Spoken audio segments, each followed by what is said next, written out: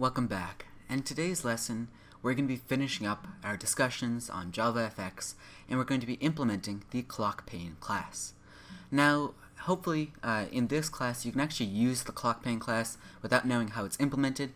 However, in our case we really do want to see the implementation since it ties together a lot of the ideas we've talked about with regards to JavaFX. Now, to draw a clock, you need to draw a circle, 3 hands, and each one hand for the second, one hand for the minute, and one hand for the hour. To draw a hand, you need to specify the 2 ends of the line. And one end is going to be at the center of the clock, and the other end X and Y, is going to be determined by a formula. That formula is for the end X, the center X plus the hand length multiplied by the sine of theta. For end Y, it's going to be the center Y minus hand length multiplied by the cosine of theta. Now, since there are 60 seconds in 1 minute, the angle for the second hand is going to be the second multiplied by 2 pi divided by 30, or the second multiplied by pi over 30. The position of the minute hand is determined by the minute and the second. The exact minute value combined with the seconds is the minute plus second divided by 60. For example, if the time is 3 minutes and 30 seconds, the total minutes are 3.5. Since there are 60 minutes in 1 hour, the angle for the minute hand is going to be minute plus second divided by 60, and that entire thing multiplied by 2 pi divided by 60. Now, the reason we're using 60 here is because we're working with a clock, and that's 60 seconds. In theory, you could simplify it, but we're not going to.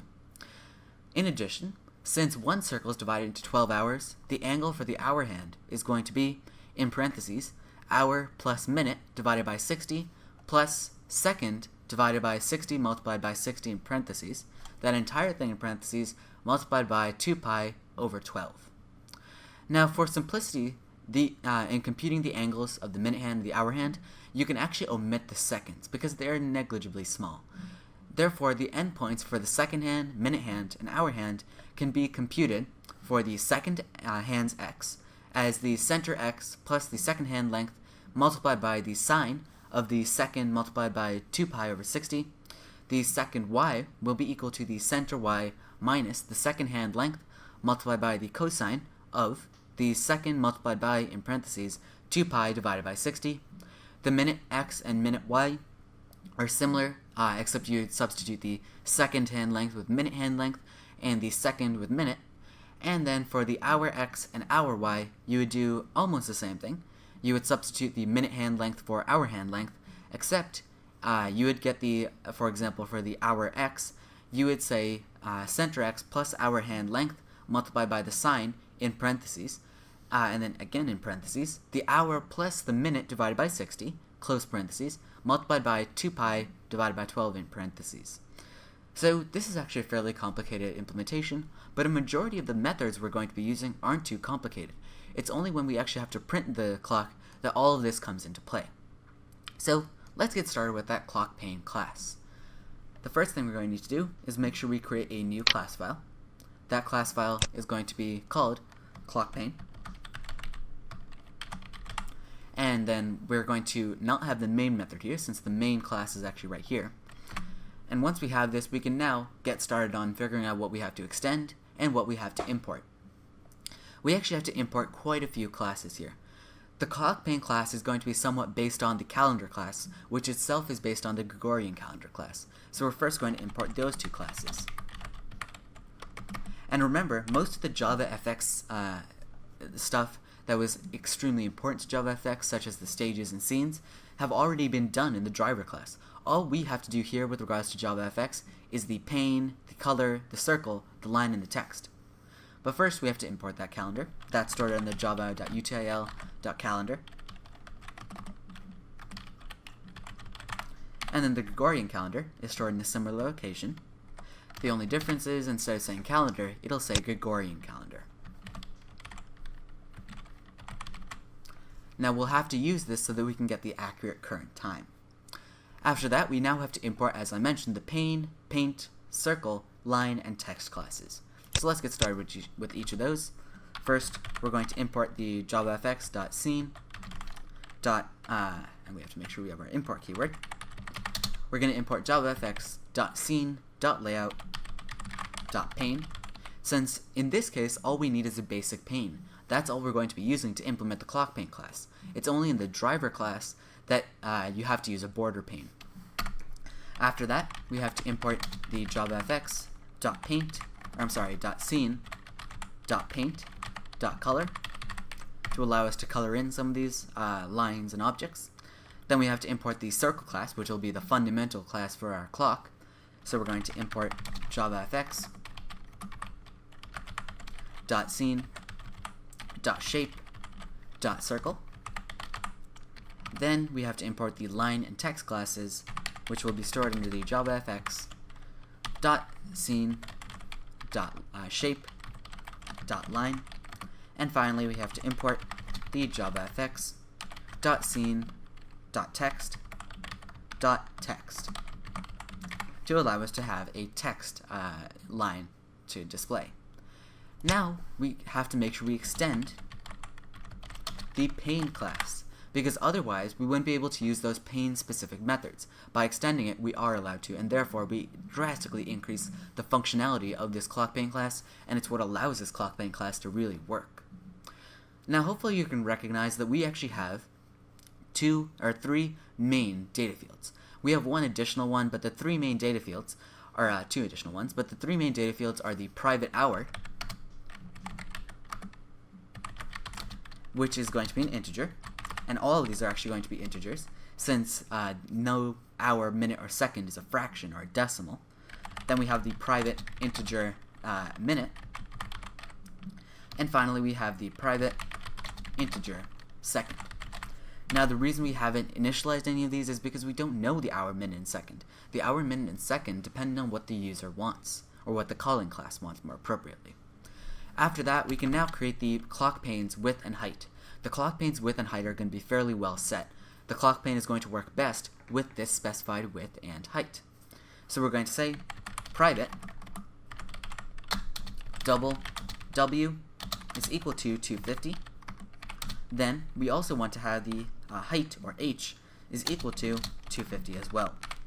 The reason we have these two variables is because, as I mentioned, the height and width are inexplicably are highly tied to the functionality of this class, so we need to have at least a base width and height that'll make the program work properly.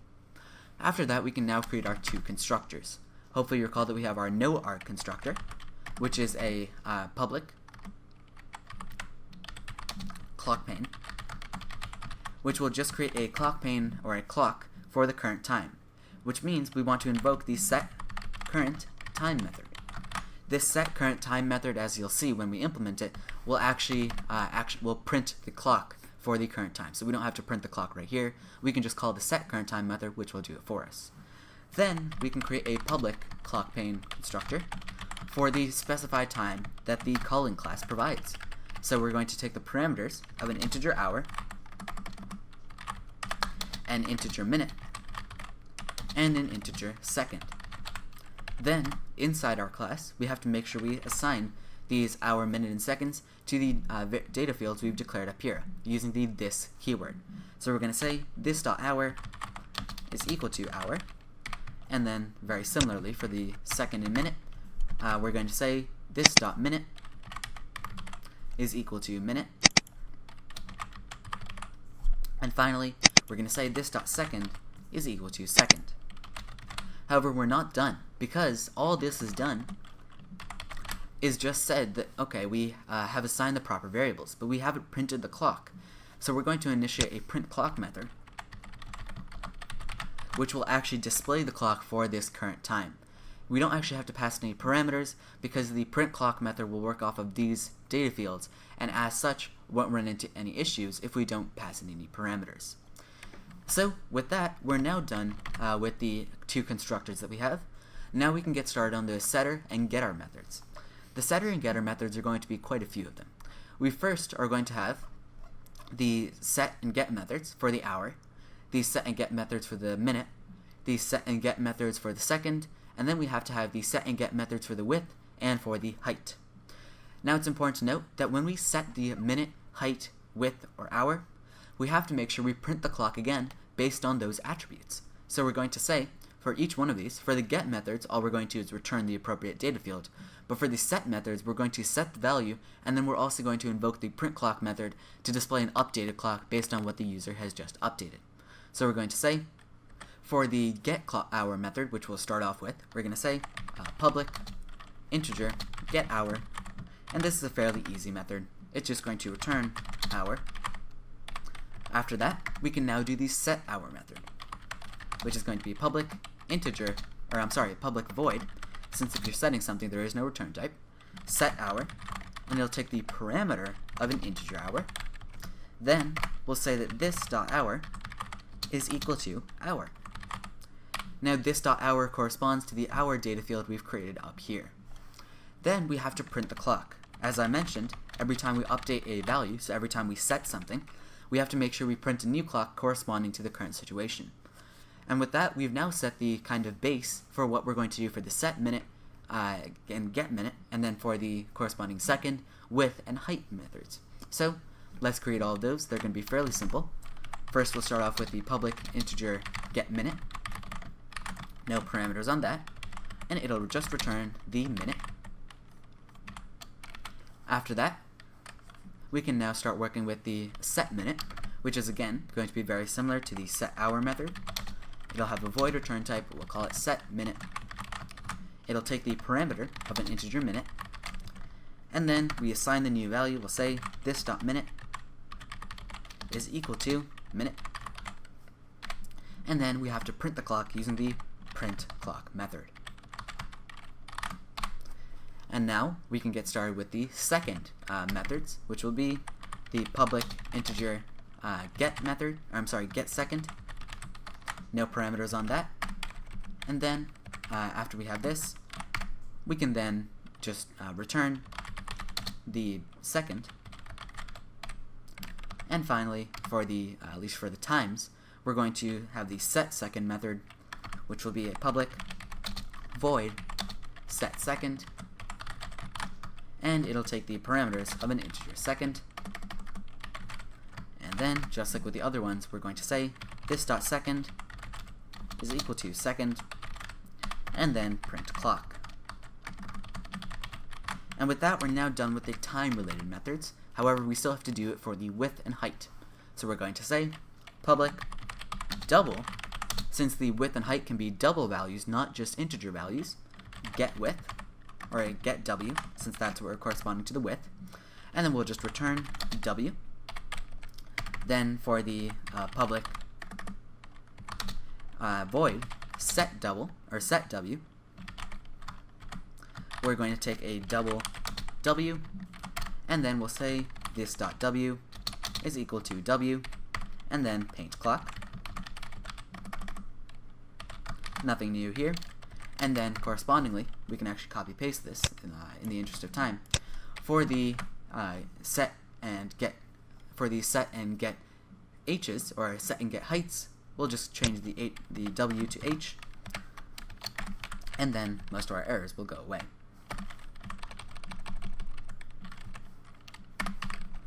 And with that, we've now appropriately modified the program so that it now has the proper set and get methods that allow it to work with the situation that we have. In our case, we're going to be working with either the specified second that the user provides, or we're going to be working with the current time. So we have to now be able to set the current time. Setting the current time actually isn't too difficult. All we have to do to set the current time is we have to create the public void method set current time. It's void because once you've set the current time, there's nothing more to do. And to do that, we're going to create a new calendar object. This calendar object is going to have a declared type of calendar, but it's actually going to be an instance of the Gregorian calendar. This is because we want to make sure that it lines up with our appropriate current time system. We use a Gregorian calendar, so we need to make sure we create Gregorian calendar items. After that, we can now use the this.hour, this.minute, and this.second data fields. We can set those to the appropriate values, and we can get the hour, minute, and second using the methods that are included inside the calendar class. So we're going to say this.hour is equal to calendar dot get, hopefully you recall this, we can get the calendar dot hour of day, which is a constant defined that allows us to get the current hour. Then similarly for the minute, as long as we change this to minute, we can say get calendar dot minute, or the appropriate term being, actually it's just minute. Sorry about that confusion. And then finally for the second, we just have to get the calendar dot get calendar dot second, all in caps again because these are all constants. With that, we can now again invoke the paint clock method. You'll see that every single method here invokes the paint clock method. This is actually an advantage because we know that if every single one of these instances has an issue, we can trace it back to the paint clock method, making it far easier to debug than if we had implemented the paint clock method individually in every single one of these set methods. Now, the only method we have left is perhaps the most complicated method, the paint clock method. This paint clock method is going to be protected. This is because we could have a subclass of this method that might want to use the paint clock method and override it, but we don't want any other classes to be able to use it. So we're going to say protected void, because once you painted the clock, there's nothing more to do, and we'll call it paint clock with no parameters, because as I mentioned, it's just going to be accessing the data fields that we have already created up here. After that, we can now start to work with our paint clock. Now, hopefully you recall, if you need a reminder, you can go back to the beginning of the episode on how to get the clock radius, how to get the center X, and how to get the center Y. The radius is going to be determined by getting the minimum of the width and height and multiplying it by 0.4. This is going to be the same way we got the radius when we worked with that polygon in a previous lesson. Then we have to get the center X and Y, which we'll just get by saying W divided by 2 and H divided by 2. So let's get started. The double clock radius, that's a data field, is equal to math.min. Hopefully you recall why we do this. I touched upon this in the polygon class. We get the minimum value W, comma H, and then multiply it by 0.8 multiplied by 0.5, which simplifies down to 0.4 if you want to really break it down. Then, as I mentioned, to get the center X, that's going to be equal to W divided by 2, and the center Y is a double again, and that's equal to the H divided by 2. And with that, we've now calculated the clock radius, center X, and center Y. Then, we can create the circle object, because once we have the appropriate center and we have the radius, it's everything we need to create a circle object. So we're going to say the circle is equal to a new circle with the parameters of center X, center Y, and the clock radius. And with that, we've now created the circle that's going to represent our clock. This circle has to have the right radius, since otherwise it's going to be too big for our clock or too small for our clock. After this, we can now start to set the fill color and the stroke of the clock. In fact, all we need to do here is we actually need a white clock with a black stroke around it, which is fairly simple to implement. We can say circle.setFill with the color of white. This is to make sure our clock looks appropriate. And then similarly, to set the outside line color, we're going to set the stroke of color dot black. Then we have now finished getting the appropriate values, so we've got the outside color and the inside color. So now what we have to do is we have to display the correct numbers. Since this is a clock, and since the way that a clock works, it always has 12, 3, 6, and 9. Some clocks will have more than this, however, in the interest of time, we're not going to. So we're just going to have, and because you don't really need those numbers, since we're anyways going to be displaying the time at the bottom in digital form. So we're going to have 3 new text objects. These are just going to represent the appropriate location on our circle where we need 12, 9, 3, and 6. Now the way to calculate this is to say the x coordinate is going to be center x minus 5 and I'm going to talk about 12 initially. So we're going to say the text t1 is equal to new text. Then we have to provide our xy coordinates, which are going to be center x minus 5. This will, by minusing 5 from the center x, we've moved it up to the appropriate location on our circle, since if you put it right where center x was, the number 1 for 12 would be in the appropriate location, but the number 2 would look off center. So by moving it 5 over, it'll look perfectly centered. Then, like I said, to get the appropriate y location, we're going to say center y minus, and this might seem a little bit interesting, clock radius plus 12. Now the reason we're doing this is to get the center y. Initially the center y is going to be in the center of the pane. Then you add the clock radius. This adding of the clock radius, or I'm sorry, the subtracting of the clock radius for 12 will give you the appropriate location for our y coordinate. Then adding 12 to it makes it look, again, centered so that one number isn't too far off from the other number. And then we have to have the appropriate string, which in this case is just going to say 12. And then for the remaining 3 text objects, we actually copy-paste, because while they're not going to be identical, in fact there's going to be pretty significant changes, a lot of it does stay the same. So we're going to say T2, T3, and T4. T2 will correspond to 9, so we're going to say center x minus the clock radius plus 3, and then for center y, we're going to add 5.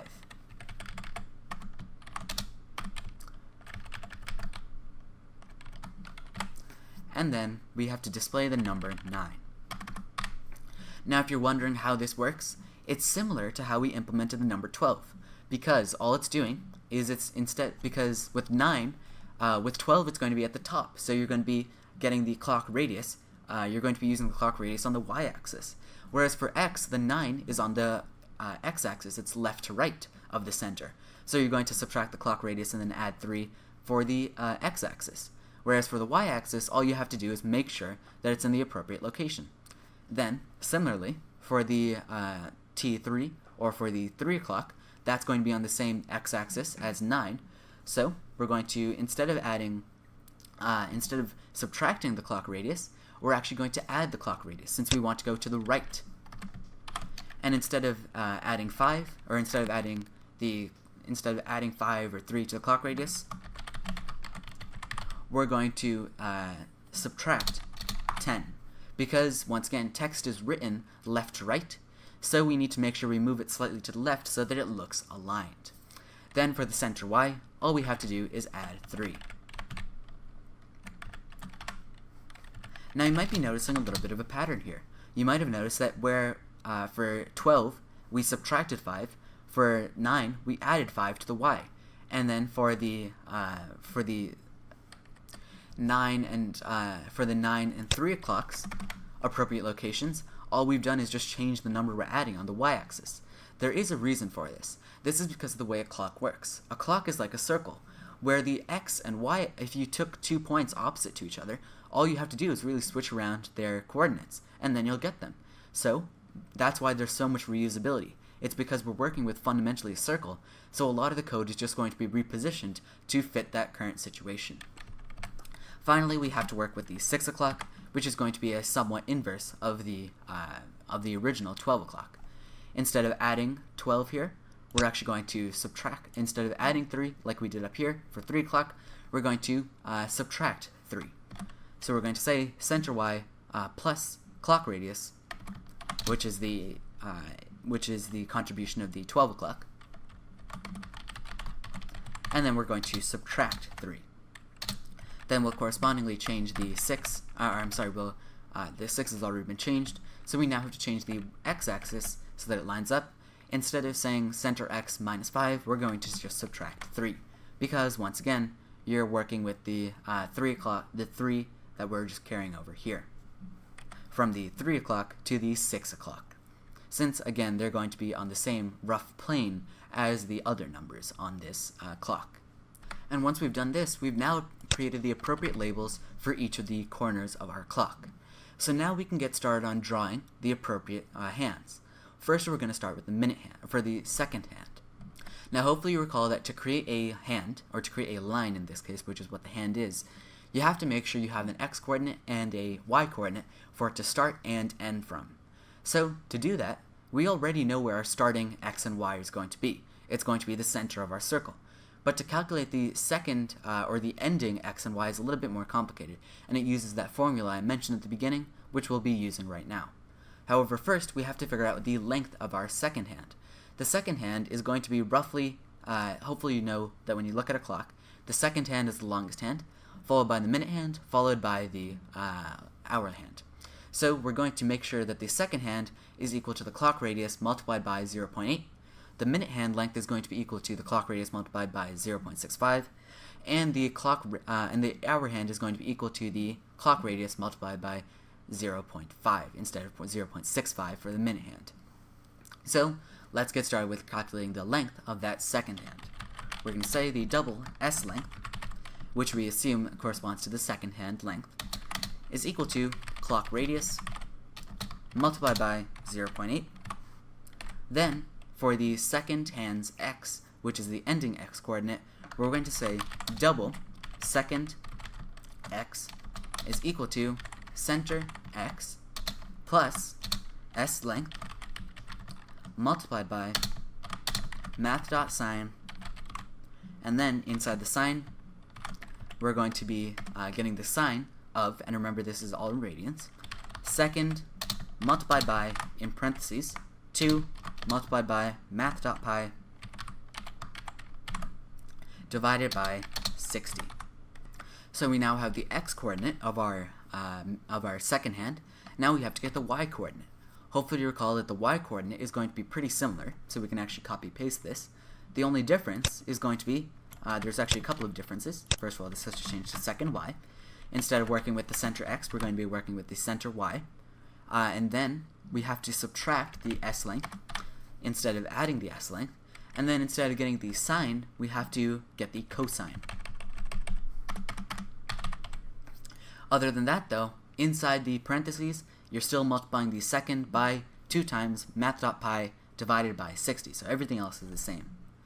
With that, we can now create our line, the second hand line that is. So we're going to say the line, S line, which is going to correspond to second hand line, is equal to a new line with the parameters of the center x, which is the starting x coordinate, center y, which is the starting y coordinate, second x, which is the ending x coordinate, and second y, which is the ending y coordinate.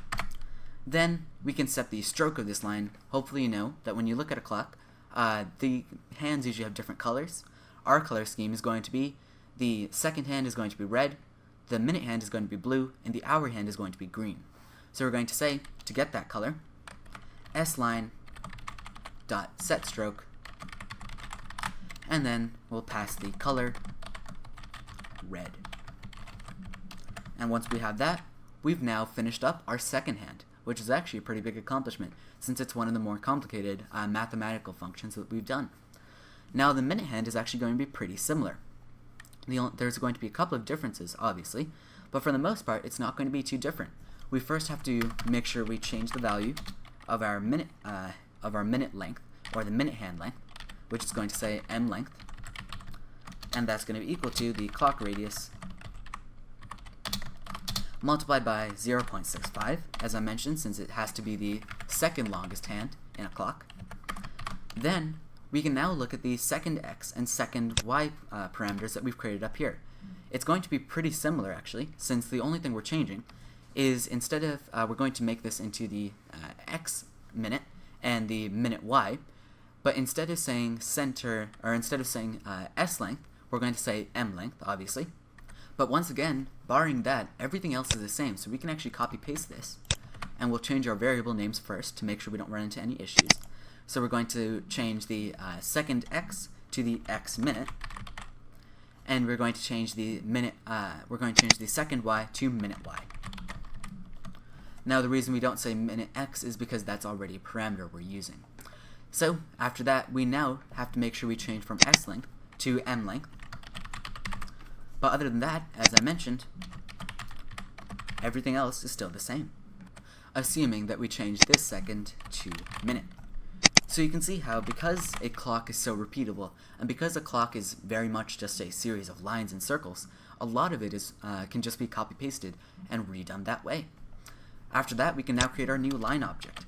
This line object will be called mLine, corresponding to the minute length, or the minute hand. It's going to be equal to a new line with the parameters of the center x, the center y, since, again, every single line has to start from the center of the circle, or of the clock. Then we're going to be working to the x minute, which is the ending x coordinate, and the minute y, which is the ending y coordinate. And with that, now all we have to do is make sure we convert the color of this to blue, because it's the minute hand. So we're going to say mLine dot set stroke, and we'll provide the color of color dot blue. And with that, once again, we've finished up our minute hand. Now the hour hand, we're not actually going to be doing any copy pasting, because the hour hand is fundamentally differently calculated to the other two hands. So the way we're going to calculate the hour length, or the hour hand's length, is going to be similar though. We're going to say the double h length is equal to the clock radius multiplied by 0.5. However, that's where most of the similarities end, because the hour, as I mentioned, has a different formula. The way to calculate the hour hand's x, or the ending x that is going to be center x plus h length multiplied by math.sine of, in parentheses, hour divided modulo by 12 plus minute divided by 60.0, that entire thing multiplied by 2, multiplied by math.pi divided by 12, and then we just have to change the symbols for the hour y. So we're going to individually do this. We're not going to copy paste for fear of any major errors. So let's get started. We're going to say the double hour x is equal to the center x, since everything starts from the center x, plus h length, which you'll recall is the length of the hour hand, multiplied by math.sine, and inside the math.sine, inside parentheses again, we want to get the hour modulo by 12, or remainder by 12, plus the minute divided by 60.0. Now the reason we're specifying 60.0 is because we want a decimal number here. An integer number wouldn't give us enough precision, so we have to make sure we do decimal division. So we provided a double, which will make the other one return a decimal value. Then we have to multiply this entire thing by 2, in parentheses, 2 multiplied by math.pi divided by 12.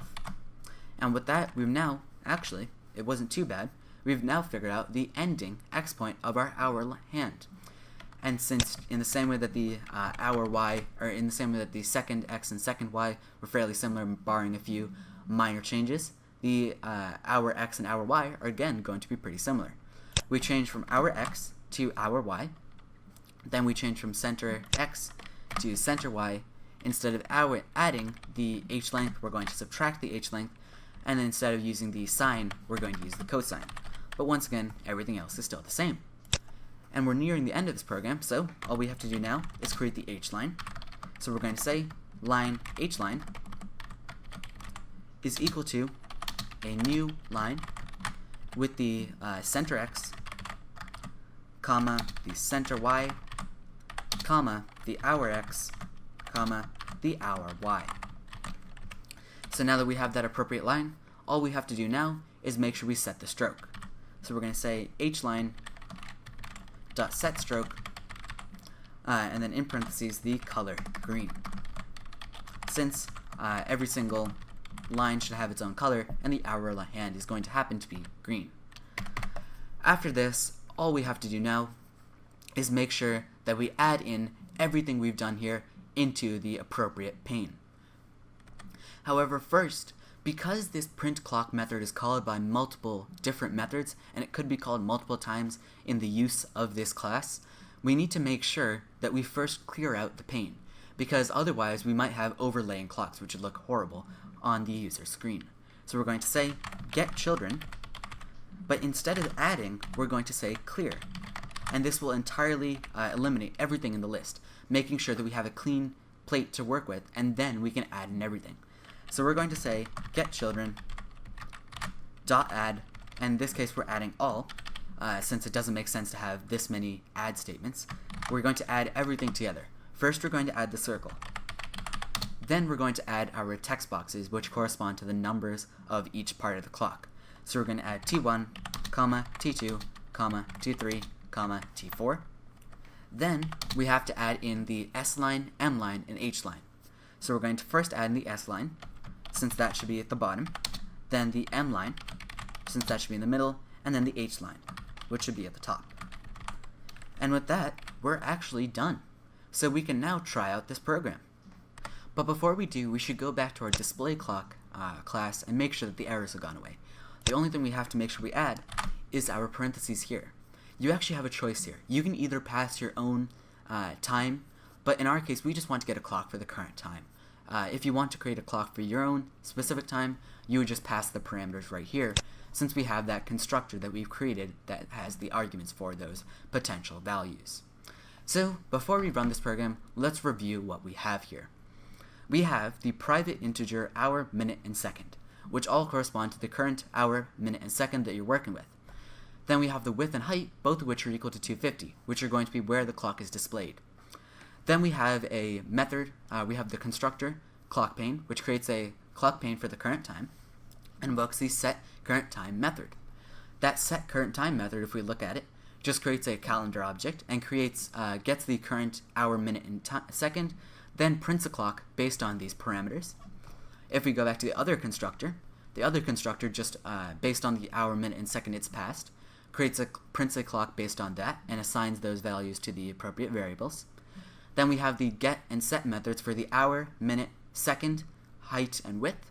Even though we don't use those are very useful, since again, we want to create a method, we want to create a class that doesn't need to be constantly reworked. We've created methods so that it's future-proofed, so that if for whatever reason they need to reset the value of the h, or the value of the height, or of the width, they can do that without having to rewrite a method. Now if we look at the print clock method, it's where the real heart of this class is. We first get the clock radius by multiplying the minimum of the width or height by 0.4. Then we get the center x and center y. Then we make the circle white on the inside and a black outline. Then we create the appropriate timing numbers, so we put 12, 3, 6, and 9 at their appropriate locations. Then we get the length of the hands, the second, minute, and hour hands. Then we get the ending coordinates, the x and y coordinates for the minute, hour, and second hands. Then we create the appropriate line, and we set the strokes to the appropriate colors. For the second hand red, for the minute hand blue, and for the hour hand green. Then we clear out the pane to make sure that there's no overlapping clocks, and then we add in all of the stuff we've created. So now, if we go back to this class, you'll notice the errors have gone away, and we can now test out our big case study. So let's run our program. If we run it, you can see that we have all of these values here. We get the appropriate second, which if you wanted to line this up, you can actually check, and you can see that it's fairly accurate, because when this would have been run, it probably was around 6 seconds. Then we have the hour hand pointing to the appropriate time, which in this case is around 8 o'clock, or the minute hand pointing to around 51. Then we have the hour hand pointing to right around 8 o'clock, but you'll notice that because the hour hand is not dumb, the hour hand appropriately adjusts itself based on where the minute hand is. So even though it's 7 o'clock, it's not like the hour hand is pinned to 7. It's very close to the 8 because it's already 7:51. So hopefully you found this lesson useful, and hopefully you found our entire discussion on JavaFX extremely intriguing, and hopefully you're able to apply what we've talked about with JavaFX in your own programs and to create your own GUI program, since it's one of the most rewarding experiences to create an actual GUI program for yourself and for other people to use. Hopefully you found this lesson useful, and hopefully you're able to leverage what we've talked about in the past few lessons and over this entire course in your own programs.